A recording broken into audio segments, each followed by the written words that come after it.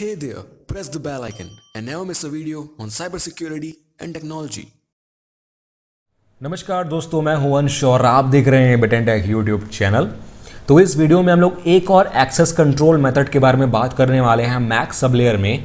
पहले हमने बात किया था CSMA के बारे में, हम यहाँ पर अब बात करने वाले हैं दूसरे मेथड के बारे में जिसका नाम है अलोहा। अलोहा का मतलब होता है हेलो, एक लैंग्वेज में मतलब होता है हेलो। तो ये मतलब one of the earliest random access method है। यहाँ पर बोला गया है रैंडम एक्सेस। यहाँ पर भी मैंने सिक्वेंशियल एक्सेस या कंट्रोल्ड एक्सेस की बात नहीं की है। रैंडम मतलब कोई भी कभी भी एक्सेस कर रहा है उस चैनल को। बहुत ही पुराना है यार, मतलब आजकल बिल्कुल भी यूज़ नहीं होता। वायरलेस के लिए बनाया गया था बेसिकली, ये रेडियो वेव कम्युनिकेशन में जो लोकल एरिया में काम करते हैं उसके लिए बनाया गया था, लेकिन किसी भी शेयर्ड मीडियम में यूज़ किया जा सकता है। जैसे हमने बस टोपोलॉजी देखा था ना, तो उसमें यूज़ किया जा सकता है। आजकल बस टोपोलॉजी यूज़ नहीं होती है, इसीलिए आजकल ये यूज़ नहीं होता है। अलोहा बहुत ही पुराना मेथड है जिसमें होता क्या है एक्चुअल में।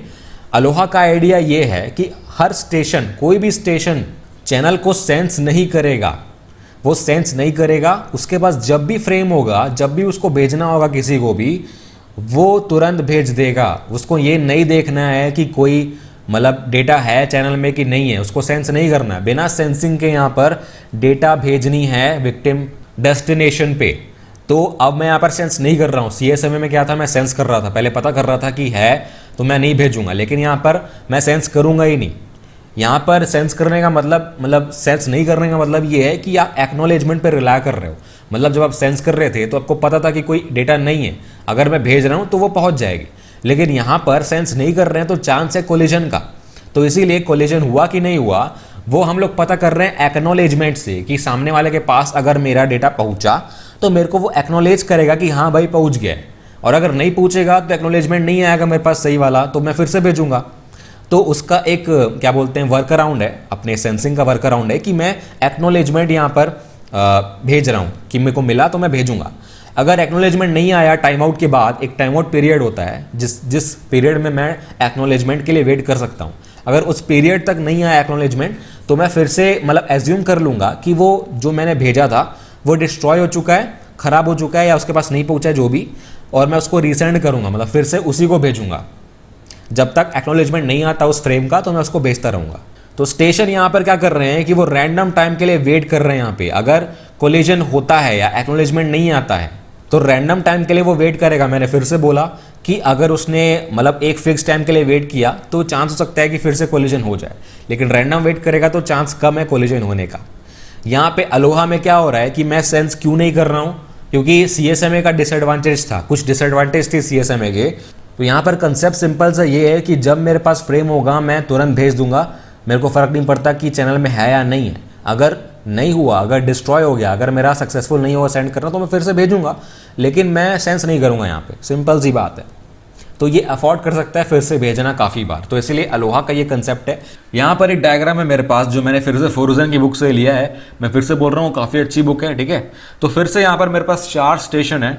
सबसे पहले ये जो टाइमलाइन है आप देखो कि ये ग्राफ टाइप का है, एक टाइम है जो इंक्रीज हो रहा है। और सबसे पहले सबसे राइट में देखो आप, स्टेशन 3 ने सबसे पहले फ्रेम भेजना चालू किया। मैं यहाँ पर क्या बोल रहा हूँ कि जब भी अवेलेबल है तब भेज दो बिना सोचे समझे। तो स्टेशन 3 ने अवेलेबल होके भेज दिया, वो उसमें कोई दिक्कत नहीं है। उस टाइम पे कोई और स्टेशन सेंड नहीं कर रहा है तो कोलिजन नहीं होगा, कोई दिक्कत नहीं है। उसने फ्रेम सेंड कर दिया सक्सेसफुली। उसके बाद क्या हुआ कि स्टेशन 4 ने फ्रेम सेंड करना चालू किया, जो व्हाइट वाला है सबसे नीचे, दूसरा वाला, उसने वो सेंड करना चालू किया। लेकिन उसके सेंड होने के टाइम तक मतलब वो चैनल पे था, वो अभी पूरी तरीके से ट्रांसमिट नहीं हुआ था, उसके पहले ही स्टेशन 2 ने सेंड करना चालू कर दिया। मतलब उस टाइम पे जब स्टेशन 4 एग्जिस्ट कर रहा था चैनल पे, उस टाइम पे ही स्टेशन 2 ने भी चालू कर दिया सेंड करना, तो वो भी चैनल पे एग्जिस्ट कर रहा है।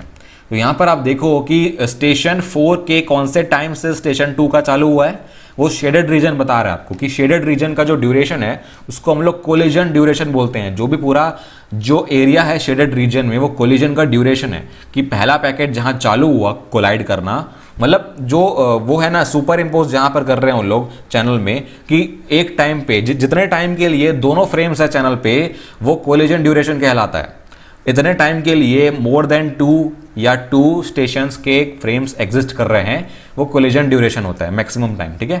तो यहाँ पर ये कोलिजन हो गया तो दोनों पैकेट्स डिस्ट्रॉय हो जाएंगे, दोनों के दोनों फ्रेम डिस्ट्रॉय हो जाएंगे, दोनों का सेंड नहीं होगा।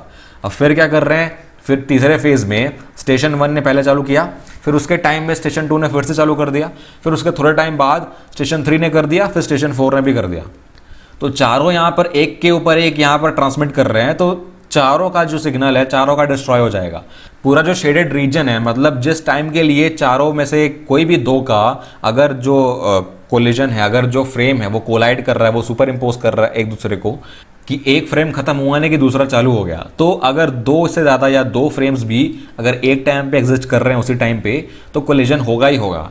तो यहाँ पर मैं यही बता रहा हूँ कि अगर एक के नीचे एक आप भेजते हो, मतलब ये टाइम पे जिस टाइम तक एक स्टेशन का है उस टाइम में कोई और नहीं भेजना चाहिए।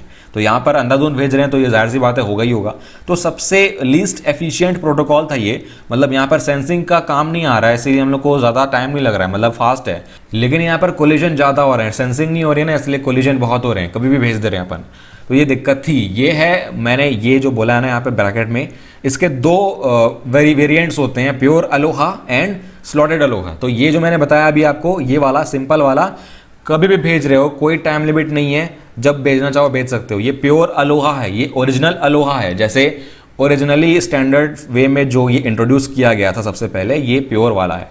इसके बाद एक और वेरिएंट है इसका, स्लॉटेड अलोहा। स्लॉटेड में क्या होता है, हम लोग टाइम का स्लॉट बना रहे हैं, मतलब एक घंटे को मान लेते हैं कि 1 घंटा है मेरे पास, उस 1 घंटे को मैंने स्लॉट्स में डिवाइड कर दिया, 15-15 मिनट का स्लॉट है, तो 15 मिनट के 15 मिनट में एक स्टेशन ट्रांसमिट करेगा, फिर दूसरे 15 मिनट में दूसरा ट्रांसमिट करेगा, तो 4 स्लॉट्स में 4 स्टेशन होंगे, तो सब चारों का ट्रांसमिट हो जाएगा। तो ऐसे करके स्लॉट्स में डिवाइड कर रहा हूं मैं कि एक स्लॉट में कोई भेजे, कोई भी भेजे, मतलब ऐसा पाबंदी नहीं है कि एक स्लॉट में सिर्फ स्टेशन 1 भेजेगा, स्टेशन 2 भेजेगा, सिर्फ ऐसा नहीं है, कोई भी भेज सकता है, लेकिन उस स्लॉट के स्टार्टिंग में ही भेज सकते हो आप, मतलब उस स्लॉट के बीच में नहीं होना चाहिए। स्लॉट 1 जब स्टार्ट हो रहा है तब भेजो, या स्लॉट 1 जब खत्म हो गया, स्लॉट 2 जब स्टार्ट हो रहा है तब भेजो, स्लॉट के स्टार्टिंग में ही भेजोगे, बीच में कोई नहीं भेज सकता।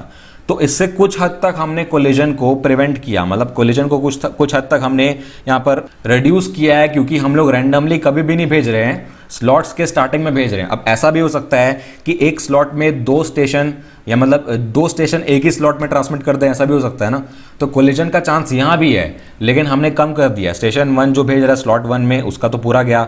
स्टेशन 2 भेज रहा है स्लॉट 2 में, देखो स्लॉट 2 में दोनों भेजना चालू कर दिए, स्टेशन 2 स्टेशन 3, तो वहाँ पर कोलिजन हो गया। फिर स्लॉट 3 में भी कोलिजन हुआ, स्लॉट 4, 5 और 6 में नहीं हुआ है। तो यहाँ पर कोलिजन्स कम हैं और यहाँ पर एफिशिएंसी ज़्यादा है, क्योंकि यहाँ पर अगर मैं बात करूँ तो रफली प्योर अलोहा की एफिशिएंसी थी करीब 18%, ठीक है।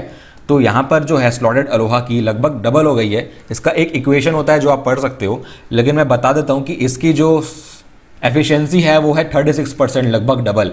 तो ये है वेरिएंट्स हमारे पास, स्लॉटेड और प्योर अलोहा। ये ज़्यादा हमको काम नहीं आएगा, लेकिन बहुत पहले यूज़ होता था, अभी उतना इंपॉर्टेंट नहीं है पढ़ने के लिए, लेकिन कॉम्पिटेटिव एग्जाम्स के लिए शायद CCNA में काम आ सकता है ये आपको, अगर कोई एग्जाम दे रहे हो तो, ठीक है।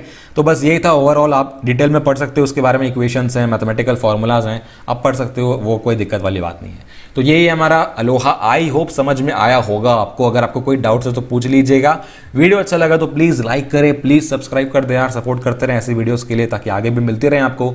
तो बस देखते रहिए, सीखते रहिए और गुड बाय।